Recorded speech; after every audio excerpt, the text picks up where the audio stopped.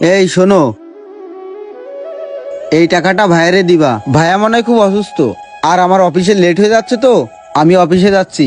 ভাইয়া ডাক্তার দেখাবে, কালকে আমারে বলছিল। কই, কালকেও তো দেখলাম ভাইয়া সুস্থ।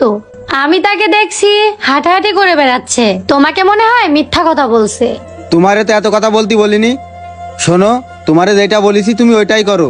আমার তো মনেই ছিল না যে এই বাসায় আমার কথার কোনো মূল্য নাই। আচ্ছা ঠিক আছে, তুমি যাও, আমি ভাইয়ার বাসায় গিয়ে টাকা দিয়ে আসবো নে।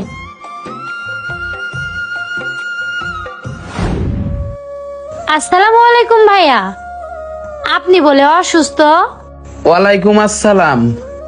কি ব্যাপার, এত সকালে তুমি?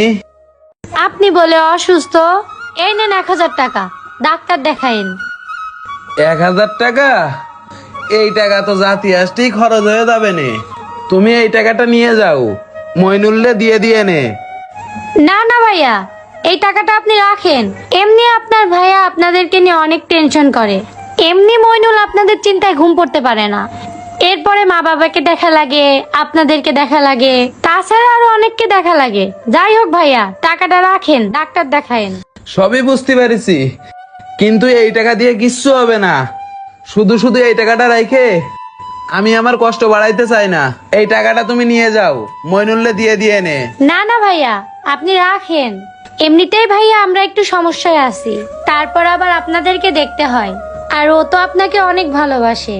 আর আপনার যদি কিছু হয়ে যায় তাহলে তো ওর মাথা ঠিক থাকে না। নানান সমস্যার ভিতরেও ও আপনাদেরকে দেখে।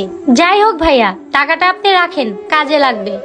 তোমাদের টাকা তুমি নিয়ে যাও, তোমাদের টাকা আমার কোনো কাজে লাগবে না। না না ভাইয়া, টাকাটা রাখেন। 1000 টাকায় তো কোনো ব্যাপার না, টাকাটা আপনার কাজে লাগবে।